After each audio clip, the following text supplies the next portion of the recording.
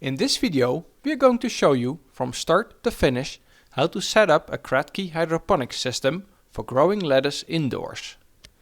For this project, we are using simple empty food containers to keep the costs down. We will cover the following topics.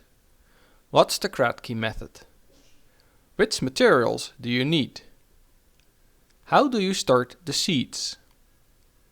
How to make the Kratky containers. Move the seedlings to the containers. How to care for your plants. What's the Kratky method? We are just scratching the surface here, but it's good to have a basic understanding about the Kratky method.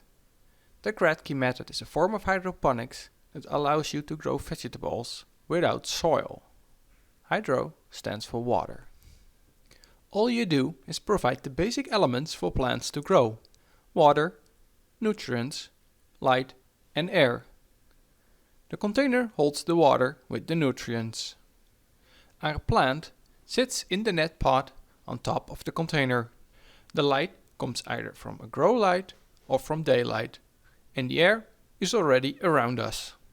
But not only do the plants need air, so do the roots. When the plant grows, it also grows its root system, while consuming the water. When the water is used by the plant, the container will slowly empty, leaving the roots exposed to the air. Which materials do we need? Okay, that's enough theory on plants. Let's get started by gathering the required materials. Tap water to submerge the rock wool cubes. A pair of scissors to cut the opening for the net pots in the container lids. Some sort of knife to poke the first hole in the lid.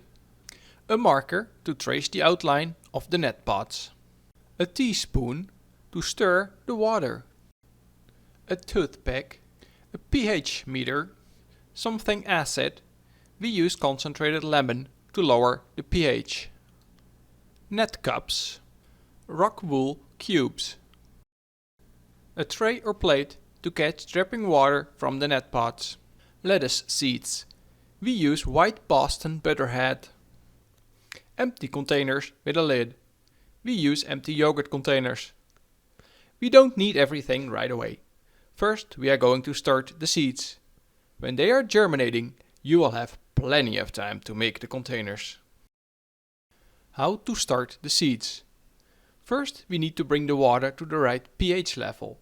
Rock wool itself contains some lime from production. To compensate for that, you need to soak the cubes in water with a pH level of 5.5. To bring the pH level down, we use some concentrated lemon. But first, we need to measure the pH level of the tap water. As you can see here, it's pretty neutral and sits around 7.5. This means we need to add some concentrated lemon to bring it down to 5.5. So add some lemon and stir it. Then measure again. Keep repeating this process until you have reached a pH of 5.5. Now that we have our water ready, we can start soaking the rock wool cubes. First, we take the cubes out of the shrink wrap. Make sure that you have your net cups ready and also prepare a tray to store them.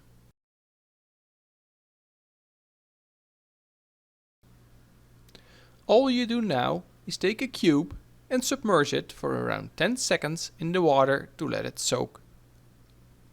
Then you gently squeeze the cube into the net cup. Make sure to do this above a sink or the container that's holding the water, as there will be water coming out of the cube as you squeeze it into the net cup. Now we can start the seeding process. We use white Boston butterhead lettuce. This is one of the easiest types of lettuce to grow. We use 2 tiny lettuce seeds per cube. So if one seed doesn't germinate, you still have a backup seed. If they both germinate, then we thin them out by removing the weakest seedling. Take the seeds and put them into the tiny hole in the center of the cube. Sometimes they won't go down and get stuck. This is where the toothpick comes in. Use the toothpick to push the seeds all the way down into the hole. Cut the tip of the toothpick to make this easier. When the seeding is finished, close the hole. Then place the tray in the dark and cool spot until the seed starts germinating. You can even place them into your refrigerator during the night if you don't have a cool place to store your cubes, but don't forget to take them out during the day. This warm and cold cycle will harden the seedlings and is a good strategy to avoid spindly seedlings. Check every day to see if the seeds have started to germinate. As soon as the seedlings appear, put the tray under a grow light. If the seedlings are kept in the dark for too long, they will become weak and spindly. Spindly seedlings are tall and thin and will fall over at some point. The most common reason for spindly seedlings is not enough light or being stored too warm. How to make the Kratky containers. Now that the seeds are planted, you have time to prepare the growing containers. For this we need the net cups, the containers and lids, a knife to poke the first hole in the lid, a pencil to mark the dimensions of the net cup, and a pair of scissors to cut the circle for the net cups.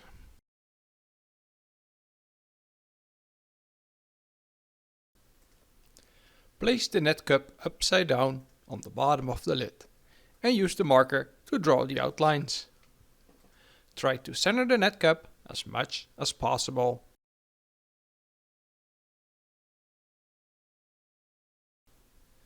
Next, we are going to cut out the circle for the net cup. As you can see here, the net cup has a little ledge. We marked the outside of this ledge, so when you cut the hole, make sure to stay a little bit on the inside of the line, else the cup will fall through the lid. I use the thickness of the scissors as a guide. First, take your knife and poke a hole through the lid on the inside of the circle. This hole will be the starting point of your cut. Next, take the scissors and cut out the circle. Just remember to stay a little bit to the inside of the line, else the hole will be too big and the net cup might fall through.